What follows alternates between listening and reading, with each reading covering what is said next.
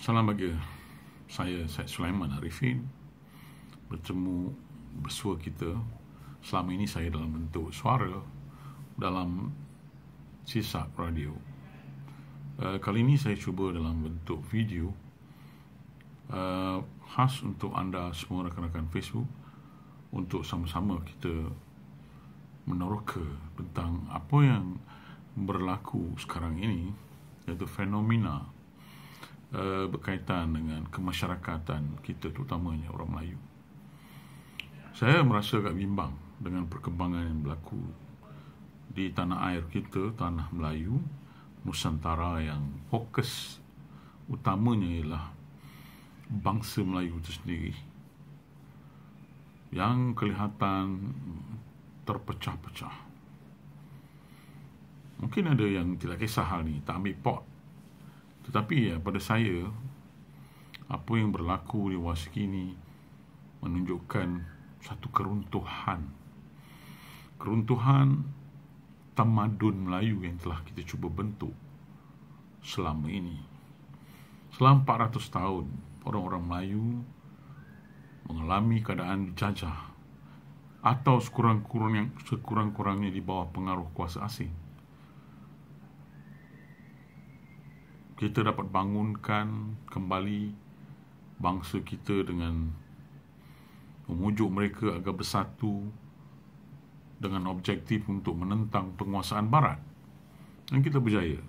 UMNO tertubuh dengan terkumpulnya 45 lebih Persatuan Pertubuhan Melayu Bersatu, yang akhirnya mendatangkan UMNO. Ini mungkin anak muda tak tahu, ya. Dia adalah Pertubuhan Melayu, United Malay National Organisation. Pertubuhan, bukan parti politik asalnya, tapi dia menjadi parti politik kemudiannya. Dan UMNO punya perlembagaan yang memperjuangkan semangat kebangsaan, kemelayuan, keislaman, dan akhir-akhir ini diterapkan Islam sebagai way of life. Bukan lagi hanya agama resmi, tapi telah bertukar kepada cara hidup Islam sebagai agama amalan harian. Dan ini sudah memberi satu peluang kepada orang-orang Melayu untuk menghayati Islam secara yang betul, yang diamal, tidak kira di zaman mana. Dan kita percaya bahawa Islam ini dibawa oleh Rasulullah SAW dan Nabi-Nabi sebelumnya. Nabi menyempurnakannya dengan membawa contoh akhlak yang mulia, yang membawa pengamalan Quran bergerak, yang mempengaruhi minda orang Melayu, di mana orang Melayu tidak pernah menentang agama yang dibawa kepadanya. Sejarah Nusantara menunjukkan bahawa orang Melayu dengan agama seperti isi dengan kuku, sehingga perlembagaan itu diterapkan, di mana orang Melayu itu biasanya orang Islam.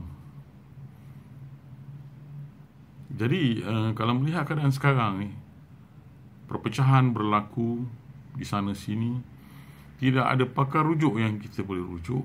Kalau dulu di kampung kita rujuk imam, semua akur.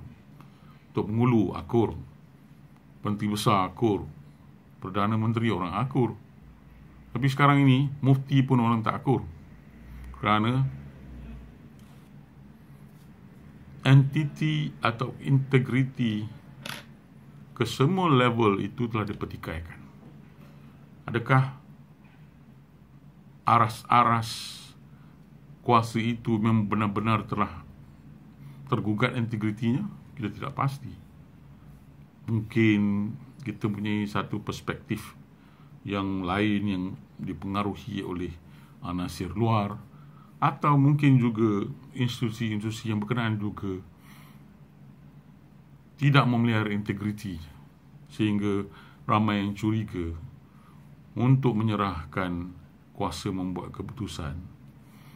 Jadi zaman moden ini manusia lebih kepada individualistik sifatnya, di mana mereka membuat keputusan sendiri, membentuk kumpulan-kumpulan sendiri dengan idea-idea sendiri, dengan objektif sendiri, apatah lagi bila ada Facebook. Mudahkan lagi dengan WhatsApp. Perkumpulan-perkumpulan alumni sentiasa diwujudkan. Perbincangan santai, isu-isu dibincang terus dalam masyarakat. Kalau dulu hanya tertutup di parlimen, sekarang terbuka luas. Ini ancaman, nak kata ancaman pun boleh, nak katakan satu pembaharuan pun boleh, terpulang kepada kita, cara kita menggunakannya. Jadi kita renungkanlah bagaimana kita nak menyatukan balik orang Melayu. Ya betul, tidak semestinya orang Melayu bersatu hanya dalam UMNO. Tidak semestinya.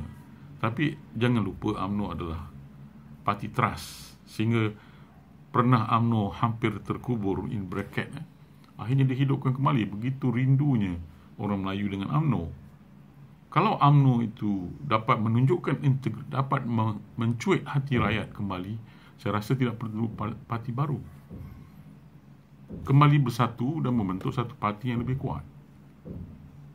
Jadi saya seru kepada orang Melayu agar fikirlah kembali, buang yang keruh, ambil yang jernih. Cubalah selesaikan masalah kita ini, kerana kita sedang meruntuhkan tamadun kita sendiri. Wabillahi taufiq. Assalamualaikum warahmatullahi wabarakatuh.